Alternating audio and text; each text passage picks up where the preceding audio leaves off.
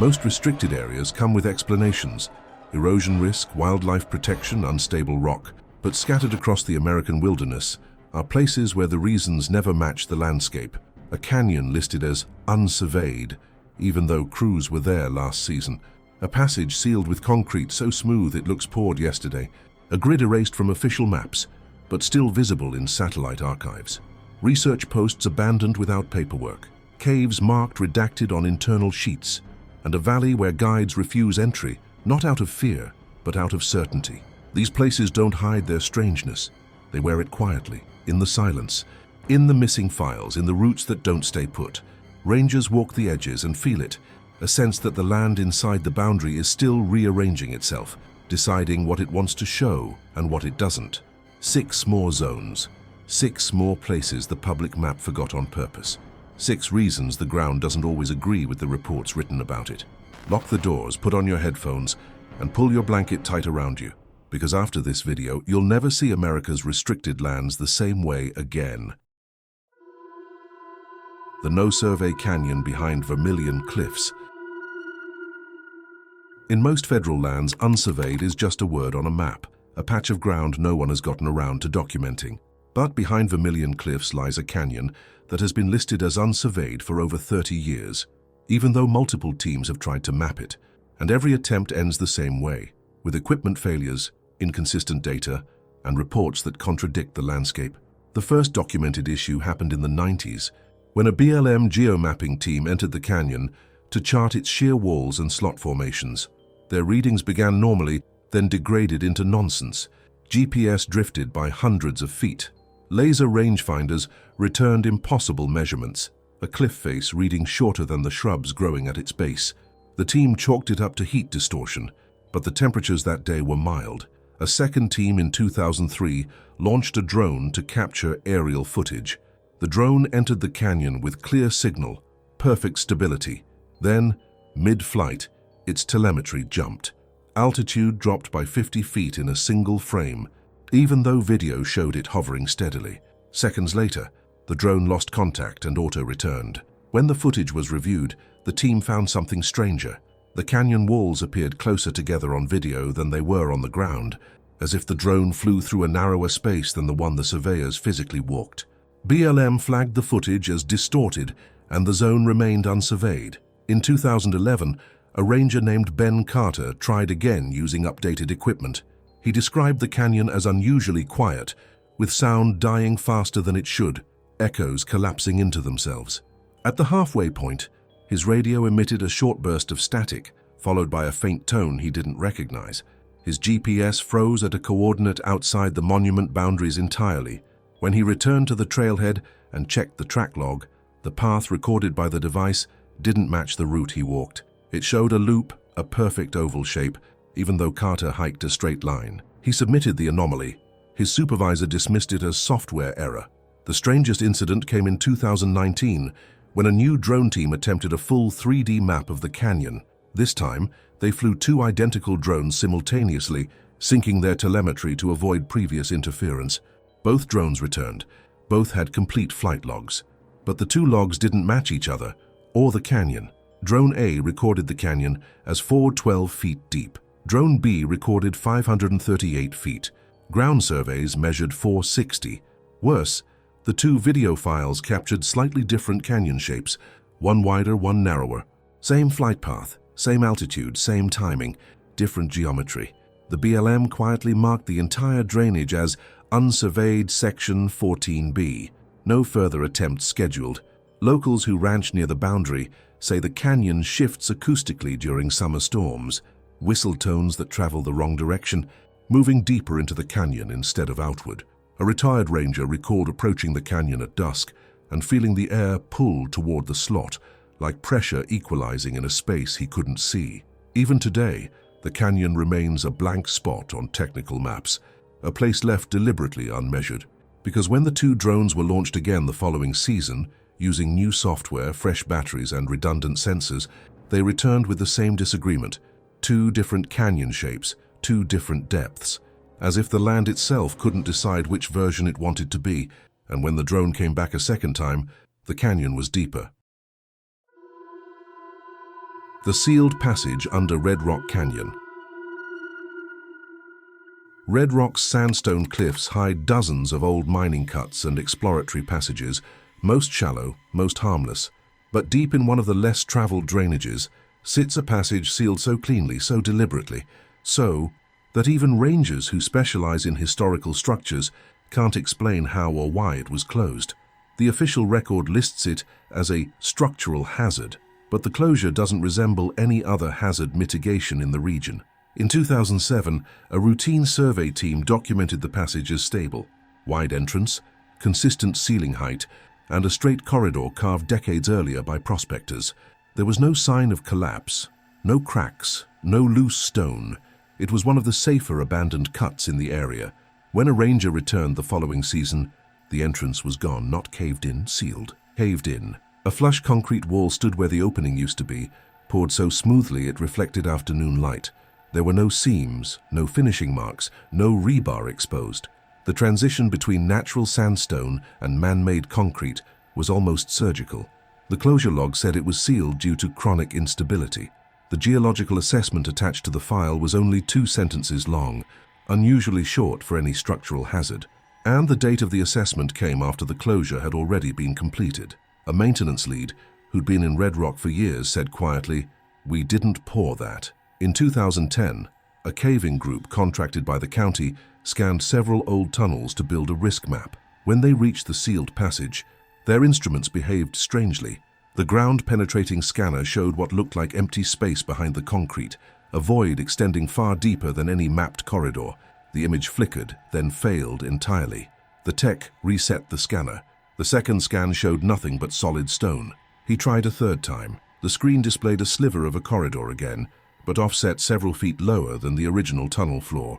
The readings were dismissed as interference from mineral bands, but the same equipment had just scanned 3 nearby tunnels without issue. A more puzzling incident occurred in 2013.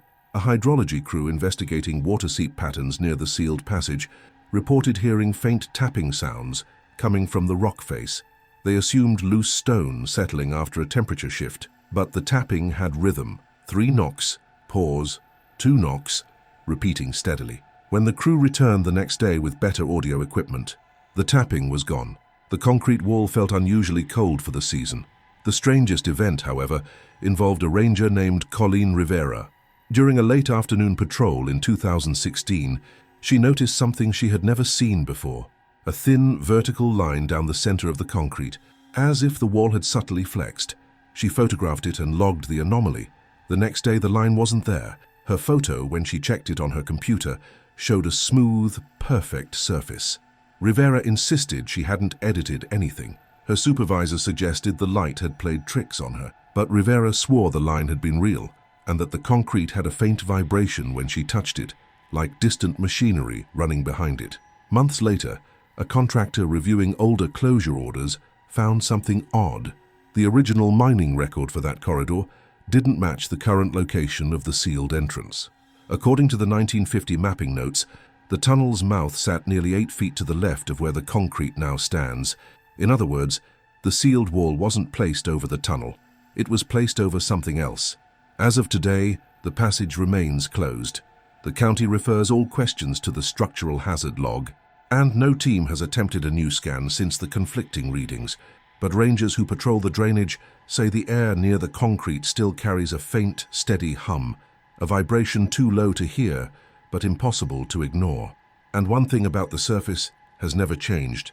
There are no tool marks, no signs of mixing, no evidence of exterior construction. Whoever sealed the passage did it from the inside, but the passage wasn't sealed at the entrance. It was sealed from the inside. The blacked-out grid in Big Bend's southeast corner.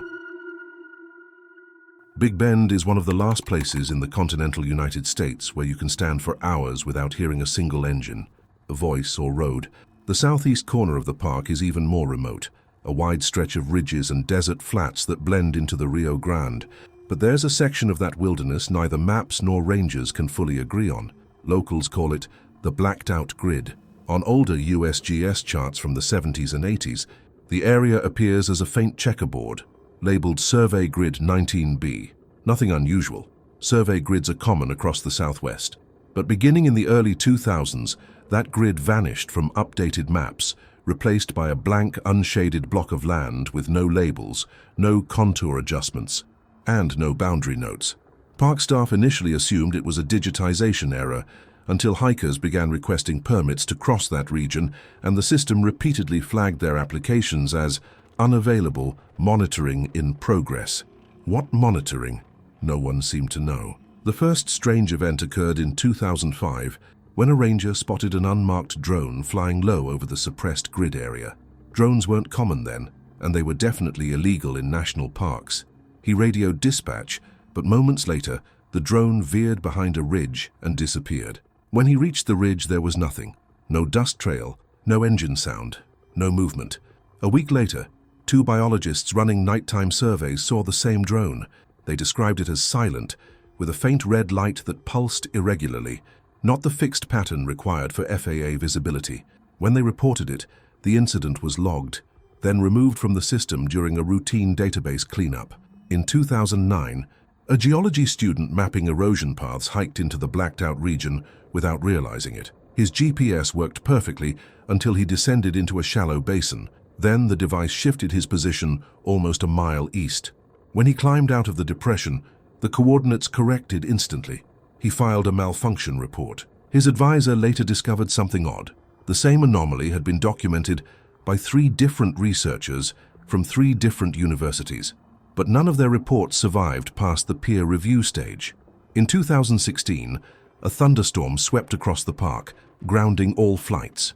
After the storm, a satellite pass showed a faint grid pattern reappearing in the southeast corner, not on the ground, but in heat signatures.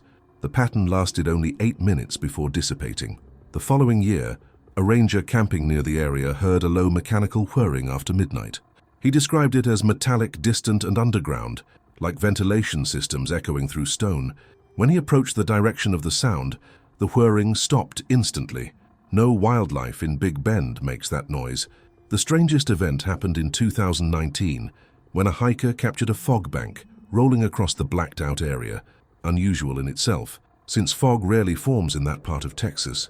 When the fog lifted, the hiker's GPS showed he had moved nearly 40 yards, even though he hadn't taken a step. Park officials blamed magnetic disturbance, but there are no known mineral deposits there capable of causing such interference. The restricted zone remains unmarked on public maps. Permits crossing through it continue to be denied, and the drone sightings, now more frequent, are never mentioned in park bulletins. Rangers who've worked Big Bend long enough warn new staff not to camp near that sector, not because of wildlife, not because of terrain, but because the region seems to shift in subtly, silently, as if something beneath the ground is adjusting its boundaries, expanding or contracting in ways no report will acknowledge. One retired ranger said it plainly: that grid wasn't removed from the maps. It didn't belong to them in the first place, and when the fog cleared, the grid wasn't where the map put it. The abandoned research posts in Olympic's Western Slope. Olympic's Western Slope is a rainforest built from fog and moss, a place where sound softens, trails blur, and distances feel uncertain. Scattered through that dense green are a handful of small wooden structures, barely larger than sheds, now swallowed by vegetation. Most visitors mistake them for old ranger cabins, but they aren't on any public maps, and they were never listed as part of the park's infrastructure. Rangers simply call them the research posts. The earliest references appear in internal memos from the late 1960s, describing temporary monitoring stations built for an unspecified atmospheric study. But those studies leave no surviving records, no grant numbers, no project names, no archived logs. Just a note that the stations were to be dismantled after completion, except they weren't. In 2001, Fang Trail crew clearing storm debris stumbled upon the first post by accident. The structure was intact: 4 walls, a roof patched with sheet metal, a narrow entry, and a rusted antenna bolted to the frame. Inside were 2 tables, water-damaged notebooks, and an instrument panel bolted to the wall, but the labels had peeled off long ago.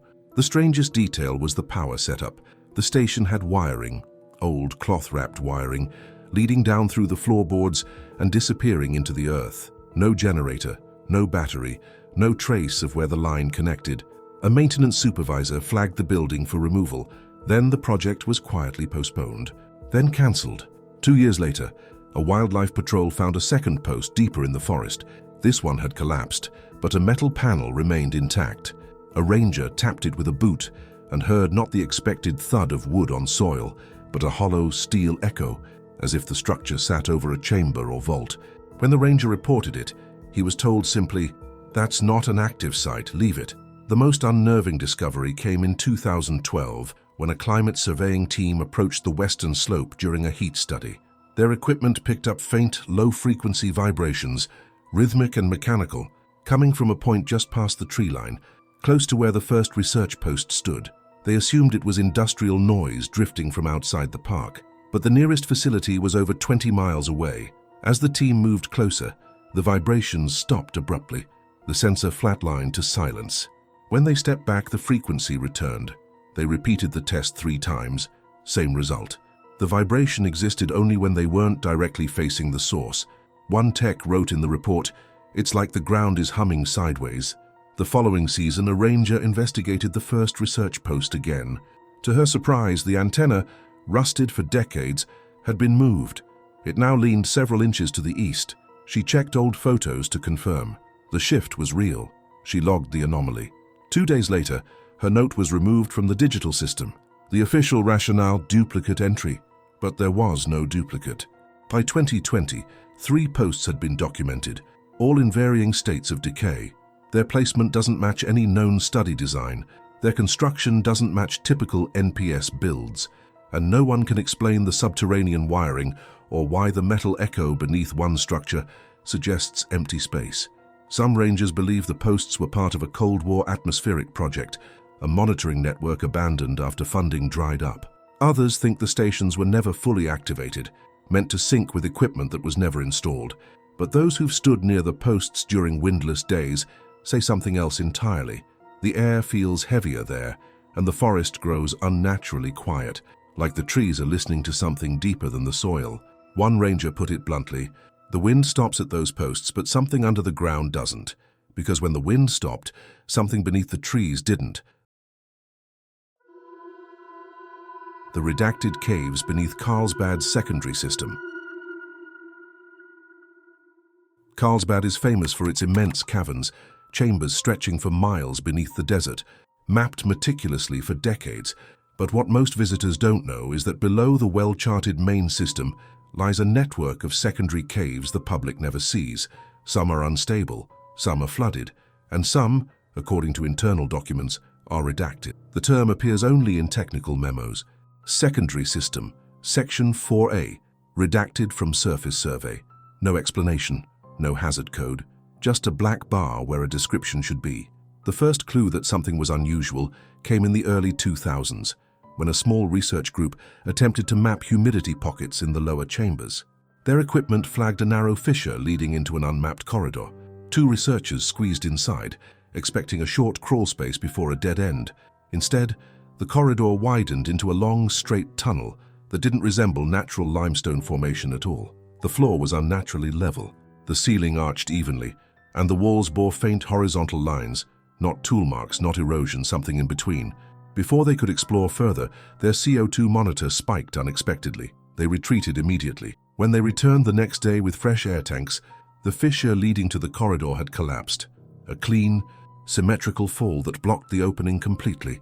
Too clean, according to one of the researchers. The report was submitted. Weeks later, the section was reclassified as redacted. In 2008, a seismic team recorded a series of low-frequency rumbles beneath the secondary system. They weren't earthquakes. The vibrations were too uniform, too periodic. The pulses occurred every 57 minutes, lasting less than 10 seconds each. When the team triangulated the source, the readings pointed to a point beneath one of the redacted zones. Their findings were archived, not published. A ranger named Harris conducted an off-trail inspection in 2013 after a minor ceiling fracture. He followed an old survey route and reached a limestone shelf he'd crossed many times. But this time, something felt different. The air beyond the shelf was cold, unnaturally cold for a deep cave. His breath condensed as he stepped forward, even though the relative temperature of the cavern should have risen the deeper he went. When he shined his light on the far wall, he saw what looked like a seam, a vertical line too straight to be natural. He reached for his notebook. The moment he touched the seam, his radio crackled alive with faint, echoing noises. Not voices, not static, more like a distant, drawn-out breath. He backed away, and the radio went silent. When he reported the anomaly, he was instructed not to revisit the area until structural engineers evaluated it. The evaluation was scheduled, then cancelled without explanation. By 2017, several additional passages in the lower system had been sealed with metal grates. Most were standard cave protection barriers, but a few had no labeling at all, just heavy steel doors secured with industrial bolts. One door was warm to the touch despite the surrounding limestone being cold. The park's official statement, environmental monitoring in progress, but rangers noticed something else. Bat colonies that typically avoided deep, oxygen-poor zones began congregating near the redacted areas for short periods, then fleeing abruptly, as if startled by something below. And then came the echo incident. A geology intern testing acoustic sensors near one sealed corridor clapped twice, expecting the usual delayed return. Instead, the echo came back instantly, sharper, closer, and layered, as if bouncing through a chamber that didn't match the corridor in front of her. She repeated the test. The echo that returned wasn't hers. It followed with an extra beat, like a reply. She left the cavern immediately. Today, the redacted sections remain blocked, unlisted, and unexplained. Carlsbad's upper chambers draw millions of visitors, but deep below, entrances are reinforced, reports are shortened, and survey teams receive routes with neatly cropped edges. Because some parts of the cavern didn't collapse, they were closed deliberately, and not for anything above ground. And the echo that returned wasn't theirs. 6 more places pushed to the edge of the map. A canyon no survey can agree on. A passage sealed so smoothly it erases its own history. A grid that vanished from every chart except the ones people weren't meant to see. Research stations built for a purpose no document remembers. Caves edited out of reports one black bar at a time. And a valley marked only by silence, and by the people who understand it best. If Episode 1 showed how restricted zones can hide in plain sight, Episode 2 shows something quieter, how the land itself can refuse to be measured, mapped, or explained. These places don't shout their secrets. They whisper them, in broken signals, missing survey logs, shifting coordinates, and footpaths that never stay the same for long. Most travelers will never step close enough to feel that change. Most will never sense the moment the air thickens, the compass flickers, or the ground hums beneath their boots. But the people who work these regions, the rangers, researchers, and communities who walk them every season, know the truth. Some parts of America aren't just restricted. They're unsettled. Thank you for traveling through another set of forbidden zones with me.